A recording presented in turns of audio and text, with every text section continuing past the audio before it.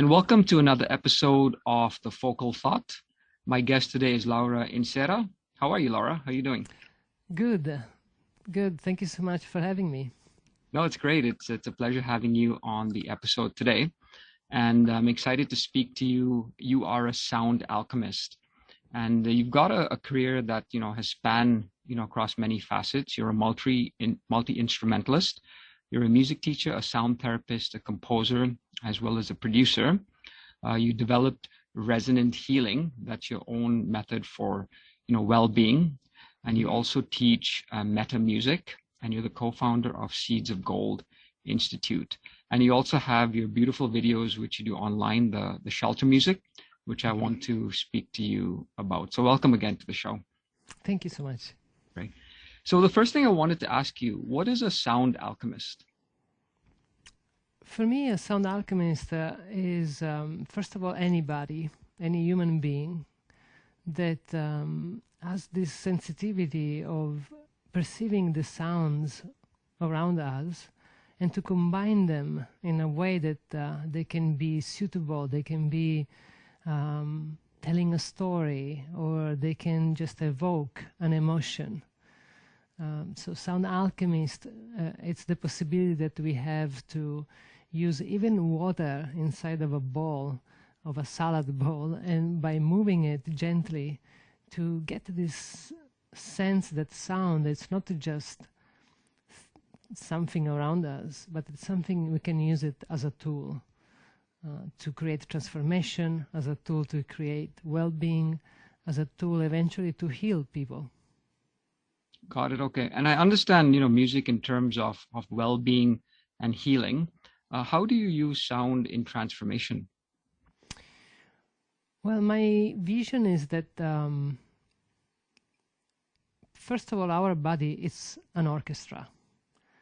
If you imagine that your heart is a drum that is beating within your chest every second, fortunately, because otherwise you would not be here with us. And your cells, they move, and everything that moves has a certain frequency. So basically all of your cells, they have this unique signature of a frequency that we can call sound. So basically your body, it is an orchestra. When you're exposed to sound, you, meaning certain areas of your body, they start to resonate, amplify, for sympathetic resonance, we call it in music, meaning if you're exposed to sound that have the same frequency of certain cells or certain parts of your body, those areas, they start to oscillate, to move a little bit more. In that movement, there is energy that is released, and energy carries information. So a lot of people in many traditions, they were using music to go into trance, or they use music to release emotions, to release trauma, to release what I call emotion, energy, emotion that needs to move through music. And that movement, that release, that for each of us is different, creates a big transformation within you. It could be from an aha moment of what you experienced during that session, or it could be a message you receive as your ancestor is coming, and through that flute or that drum, you get this echoing within you. And that's where I feel the deeper transformation happens, because it's not someone outside of you telling you the story that you need to hear or telling you what is there for you, but it's you within yourself through music that allow this to happen, this possibility of using music as, again, an instigator, as an inspiration. And music tells stories without words, but you put those words, you put those emotions. And in that emotion, in that words, in that visions, there is a lot that you can use to transform your life in a better way, if you want. No, I like that you mentioned it that way, using sound and music as an instigator to develop and transform what is in you. Because if you study alchemy, they say in alchemy, everything is in everything. So when you're turning something like, say, lead into gold, lead already has the elements of gold in it. You just have to bring it out. And, that's with other elements as well. Yeah. You're saying we already have this within us. We're just leveraging off the sound or music to transform into something that's already in us. Exactly. Wow. And then when you're exposed to certain ancient instruments, it's like to be exposed to ancient materia that you use in your pot. Those elements, those energies, those whatever you want to call them, that information, if you want, it's available to you. So nowadays we are not exposed to ancient instruments anymore, and those instruments, they were tuned to let vibrate within you certain cellular memory or certain possibilities, certain how can I say, like certain potential that we have, which is not only the rational mind, that allows you to tap into that information and explore new fields of yourself. Yeah, I mean, there is a lot to say, but I hope that this can give you a sense of how music can become a tool for transformation. No, it definitely makes sense.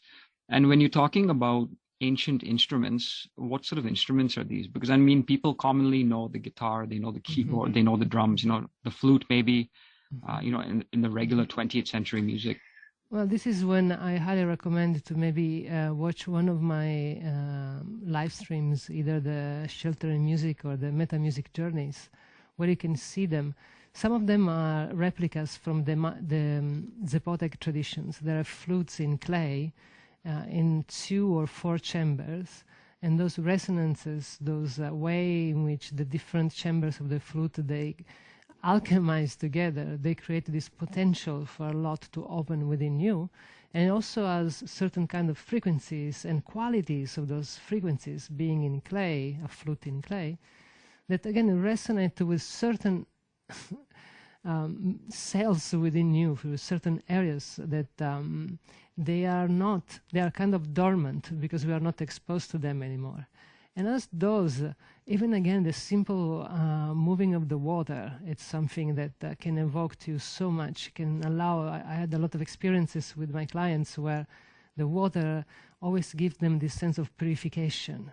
So and that's why I love to teach this work, because for me, it's to be a sound alchemist. It doesn't mean that you need to be a musician per se.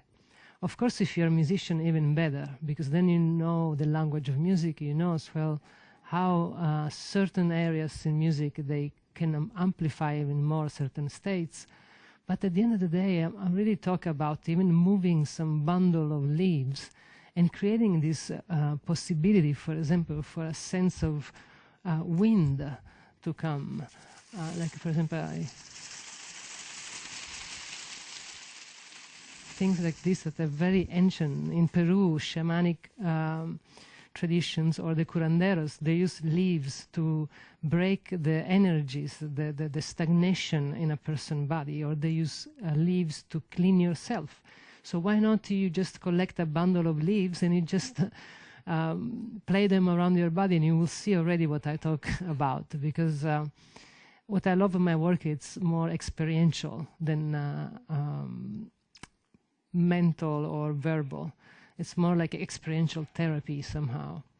And then, of course, I have instruments like ancient shamanic drums, or the cibadoras from another area of Peru, or certain kind of beads and so forth, that even if I tell you the names, they are not easy to imagine, or the Ken from Laos, or the didgeridoo from Australia.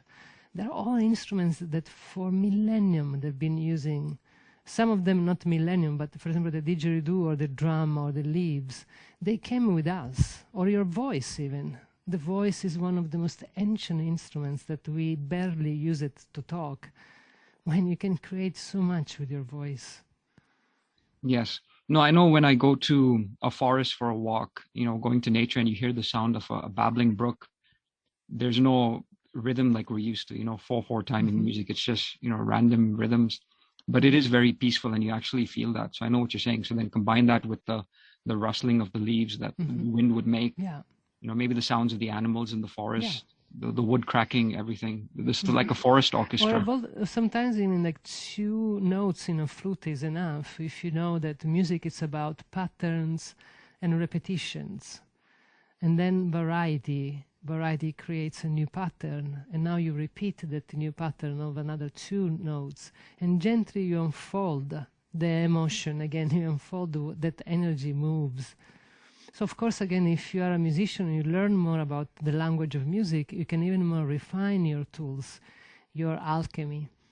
But there is also a starting point where truly it's so accessible to use music and sounds as a way to retune ourselves, as a way to create well-being. Truly. You know, when I saw your shelter music videos, in all my years of music, I did not know an instrument such as the hangpang existed. And for those who don't know, you must go on the, you know, on the YouTube video site, which I'll post after, just to see this instrument. Because when I first saw you play it, I thought there were 3 instruments playing, maybe like the bass, the melody, the rhythm. Yeah. But it was actually this one instrument, and it's replicant, you know, from the steel pan drum. It's almost the steel pan is the ancestor of what is called the hang. Nowadays they call it hand pans because the original one was made in Switzerland and it's called hang. And then eventually other makers, they kind of create similar instruments, and nowadays there is a big community around hand pans. And of course my website probably it's also a good way to learn more about all of these. Yeah, it's coming from the steel drum, but then he took his own dimension because it's the first time in history that we tap with hands on top of a piece of metal. Usually we've been having instruments in metal like the thumb piano or others where you use either you pluck them with your nails or you use mallets like the steel drum. But never in history we've been using hands to tap on top of metals. Only animals' skin or wood at times. So it's also an instrument that is pretty new. It looks so ancient, but it's a pretty new instrument. It was made in 2000, the first example that was available. But it's also interesting, again, how the metal now reacts. But again, if you check my website, there is a lot there to learn more about it. Yes, I mean... That's one of my most contemporary instruments among all of them. When I first heard it, I was reminded of the late 90s when I used to listen to electronic music and, you know, bands like Autechre and Uzik. You know, they actually compose a lot of their music on computers with soft synths, but you were actually able to replicate it just on this one instrument, which is really nice to see. Oh, thank you. Yeah. I also describe my work as a bridge between ancient technology and modern technology, because ancient technology, as you can understand, it's all of the music, but also ancient schools of wisdom. You are from India, where the wisdom there and still the Vedic traditions and so forth, they are so valuable, and we need to bring them back. And modern technology, for me, it's all of the other possibilities of augmenting the sound through computers and so forth. But in my career, I've done a lot of soundtrack for movies, electronic music and so forth. And I went back into the analogic. I went back into the acoustic. And then I'm using now carefully the tools that I have to augment, to enter the natural sound, but trying to not kill it, or to not use a keyboard to have a continuous sound, because we killed the music. We killed so many frequencies that are available, and that's nourishment for me. That's why this work is very powerful, because these instruments, they have a variety of frequencies, a range that you don't hear with your ears, because our ears, they perceive only certain kind of range of frequencies, but you hear them with your bones. You hear them with other sensorial organs that we have that are not only the ears. So computer music, it's interesting, but I feel it's synthetic. It can't really be compared to the natural sounds of acoustic instruments. No, definitely. And, you know, it's almost like it's only on the surface with Mm-hmm. that type of music. It's not hitting the fundamentals of the human Mm-hmm. physiology. Mm-hmm. When they were making these ancient instruments, do you know if they were making the instruments with this purpose and intention in mind for healing and transformation and well-being, things like that? Well, there is a lot of uh, you can read a lot about how and when music started, if it started with drums and then the voice, and how they were using instruments as a form of communication. I truly love to imagine myself being in those tribal communities, being maybe 30 people, you know, because back then, and just to start to tap on things and expressing their feelings, because there was not a language per se. And from that proto-language, meaning from using sounds as form of communication and expressions, I think they started to add on the vocal system tools. And probably the first one was tapping and clicking two pieces of wood. And then maybe they discover that a concave hole, if you put something there, it makes a bigger sound. And then they started to hunt animals and using the skin in all different forms. There's this beautiful story that I heard when I was a child. I'm from Sicily, and I always say Sicily, it's also North Africa. It's not only South Italy. We have a lot of influences from Africa. And I remember this old woman telling me this story that in her tribe is said that the first drum that was made, it was made because they were using the animal skin to cover themselves or to cover the caves.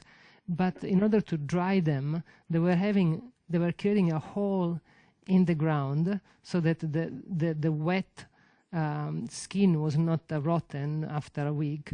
And they were making this huge hole and fixed them on the edges with some, you know, simple pieces of wood just to be sure. And then she said one day when it was dried, to take away the dust, they start to tap on them, and that was the first drum. Wow. So, Croydon, I have no idea. I heard this story and it completely exploded my mind into this, first of all, metaphor of how pulsation, it's earth element, it's our mother, it's your heart, you know, so that raw way to, was really fascinating to me. Now, I don't know what is the story per se, because we don't know. But again, if you search, there's a lot of information there that somehow we try to hypothesize, we try to make sense of.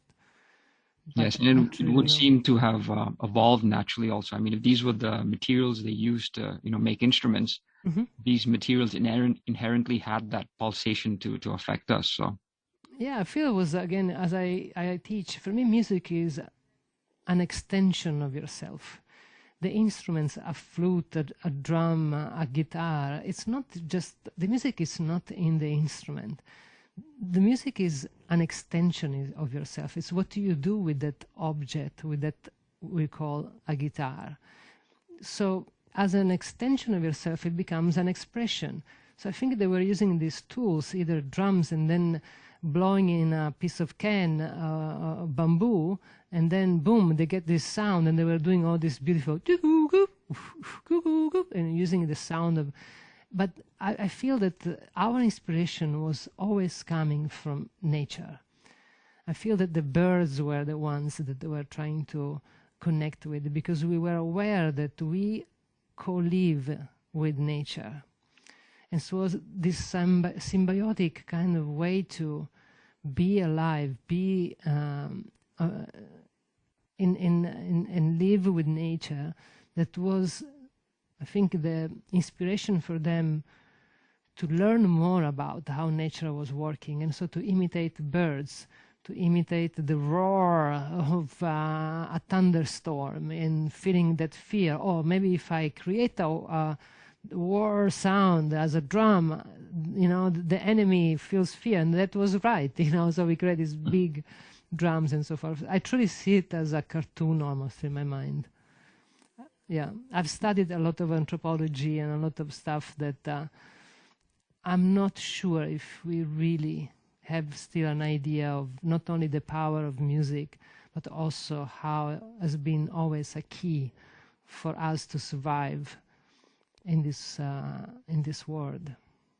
And like you're saying, I mean, if the body is an orchestra, then nature is an orchestra, then the cosmology is an orchestra too, and it just, Yes. and whatever's beyond space, I haven't seen yet. But Yes, it's all question of resonance. Of course, nature. That's why when you said you go to the park and you feel good, it's not only that you heard that rhythm that was not in 4/4. You also get tuned to the body of nature, which is a tuning fork that is so close to our own nature. So you feel this, I can open, it's expansion.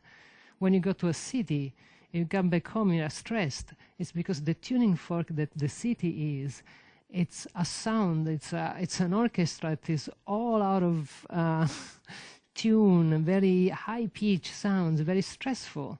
What is that again? It's just this resonance. It's this being exposed to different kind of orchestras, or I call them tuning fork. But also when you are in front of a friend of yours, it changes the way in which you are. I imagine you are Croydon with your friend differently how you are with your mother. So we always are tuning to each other as if we are instruments. And now we try to at least play something that is in tune with each other, and with some people you can't. There is no way, it's out of tune, and it's okay, and you change. Either you change your scale of what you're playing, or it's better you step out of it. correct. No, I saw something, I think, on the internet the other day where it said that if you're out of wavelength or out of frequency with someone, there's no point even debating because it's just on two different, wavelengths. Yeah, and I accept both. I never see wrong or right. I always say to my students, remember, it's a yes and yes. If you don't like someone, doesn't mean that person is bad. It just, you don't resonate. There must be others that instead they do very well with that person. So at times we just, we need to be aware. And that's, I think, where it's important to know, where are you? What is your instrument that you are carrying with you around when you meet someone? And that's what I love about MetaMusic. And when I teach how to become a sound alchemist or a sound healer, I spend so much time in self. How do you show up? Because that's the main and most important instrument. You can have 20 instruments you play, but if you are off, I think that who is exposed to your presence, it's sensing that something is not right. So what does it mean then to find yourself as an instrument? Does it mean, how you're breathing, how your stress factor is, how your mood is? For me, it's a question of presence. It's to be aware of what is your inside of you, what is your inner environment. For me, to be tuned to yourself means you can also be triggered by someone else, or you can play something or for an occasion where it's too much for you. It's how do you allow that to flow within you? It's how do you evolve in a way and that you learn that, first of all, everything is possible, and there is something behind and beyond you that also is there supporting you.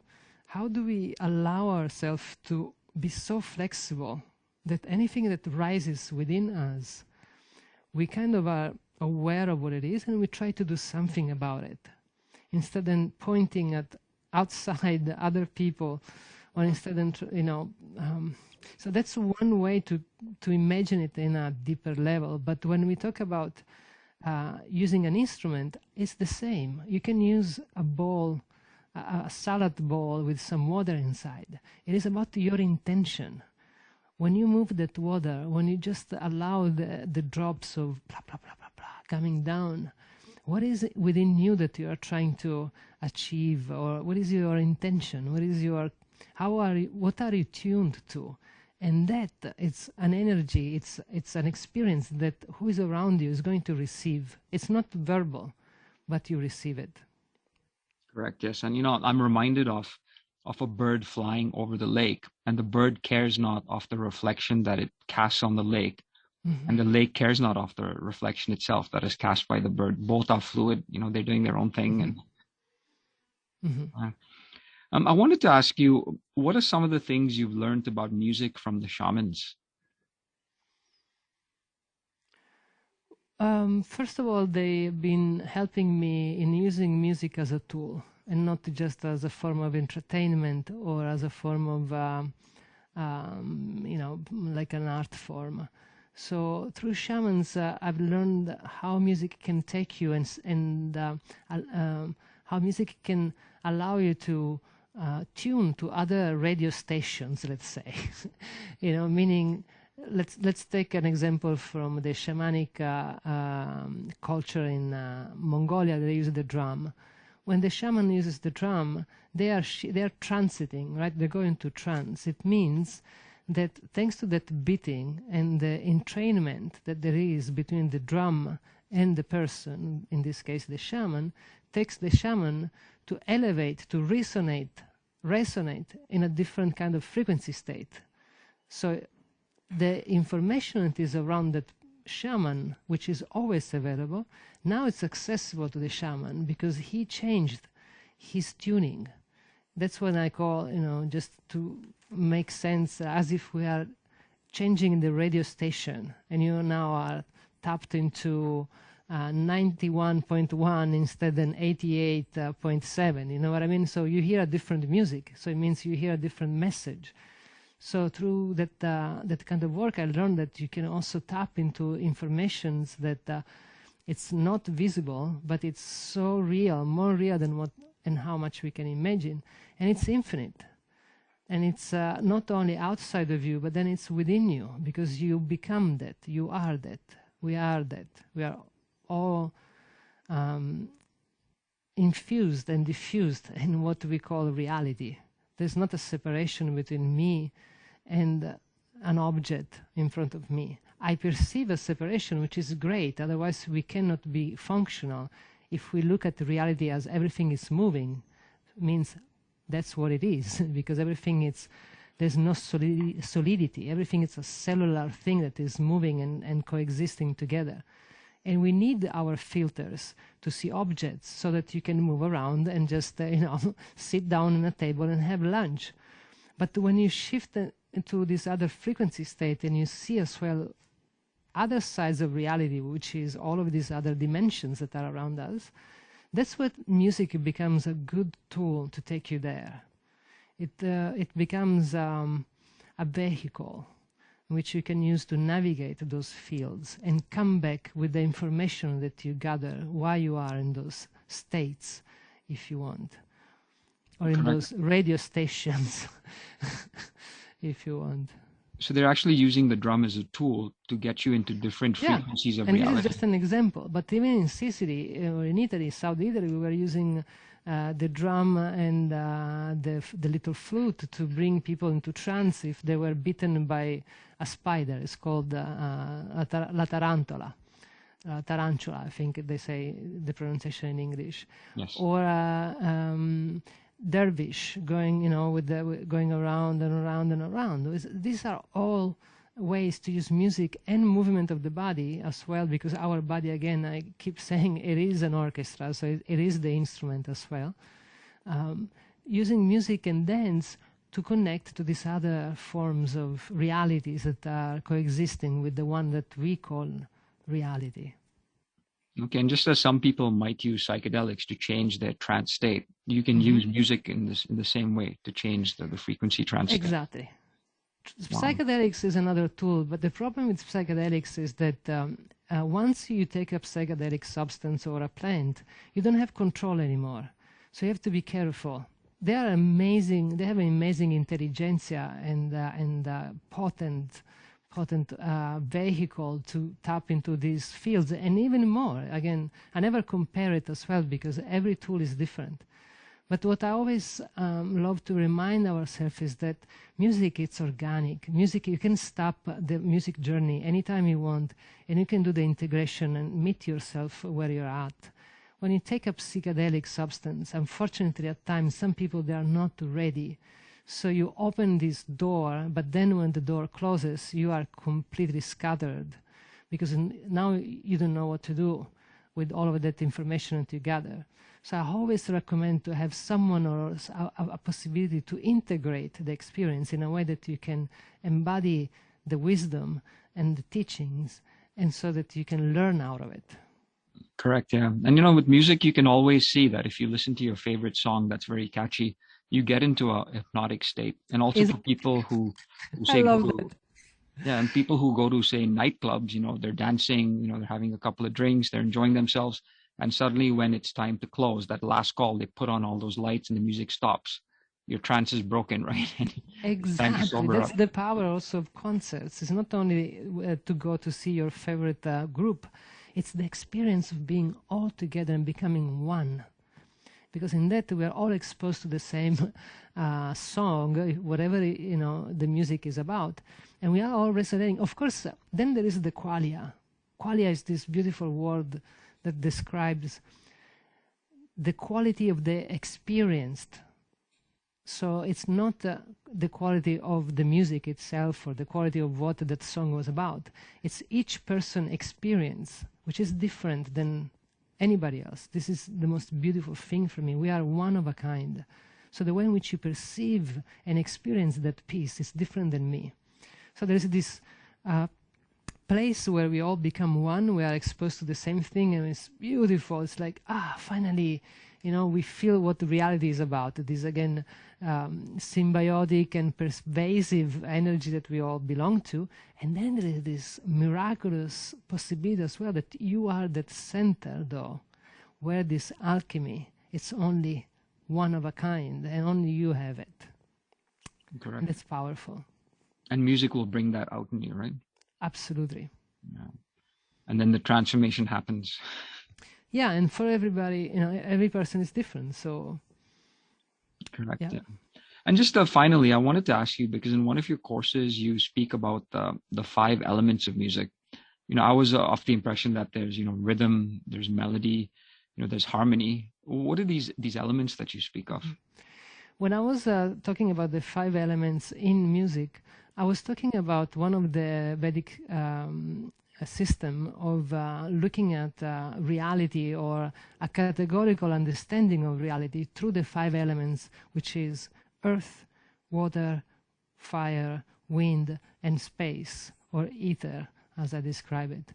And how in music, even in life, but if we talk about music, any instrument or any performance that you make, you can use those qualities of each of these elements to create certain kind of experiences.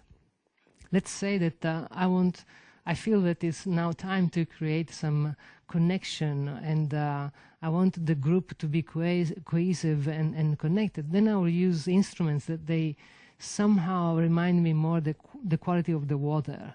Water is connectivity, is fluid, it's shape shifters. Or if I need someone that is, if I need to work with someone that is into depression and stuck energy, you want to use fire, for example, which is instead of transformation, it's movement, and so maybe the drum in a certain way could be more expressing the fire element, and so forth. Like I use the qualities of the 5 elements as a way to help us creating certain possibilities of experiences, because again, everybody is different. So in my work, as you can see with MetaMusic, it's always I talk about what is beyond music. Again, what is this tool that music becomes as a transformational tool? So at the same time, we know that it's not that one instrument. We create the fields of possibilities where everybody can be exposed and find what in that moment in time for that person is needed. Yes. So it's always different. But there are more general kind of fields that you can create. Of course, if I use the hang in a melodical way, you hear more the evocation of a water element or wind element more than the fire, for example. So I love to use that categorical understanding to help my students using other ways to find what is needed right now and how do I create that specific emotion. Got it. And if you're using these 5 elements, it'll definitely work because it's coming from nature itself. These are the 5 elements that we're creating from. We are made in their tradition. They say that we are all made by the 5 elements. They're called tattva. But anyway, yeah, that's a longer conversation. But I hope that this can give you a sense of how you can also use the 5 elements. I'm actually releasing the MetaMusic course 21 on Teachable. It's going to be available actually in a few days, July 1st. So if you are interested, you can see through that. There's a beautiful way, I think, to navigate all of that we are talking about in a structured way. And we'll start with the source, where we learn what is sound, this vibrational element that all the existence is about, and how sound becomes music, and so forth, until to get how do I work with my inner environment, and now how do I do this for others. So it's divided into 3 parts: the source, the self, and the self-other. And I think that's a beautiful journey and path of learning you can do if you want to really understand more what is this work about. Okay, no, that's great. On my website, you'll see there is all of this information. Yes, okay. So if people want to contact you, they can come to your website, and I'll put that up in the show notes. laurenserra.com, I think is the best way to start from, and then from there, you can just navigate to what is in your interest. It's very multidimensional. No, you've got many different categories there when I saw, so that's great. Yeah. So thank you again for coming on the episode. You. It was really great. And I wish you well and all the best. You too. And to everybody, stay tuned to yourself, and let life always mesmerize you with new sounds and music. Well said. Okay, thanks. Thank you. Bye-bye.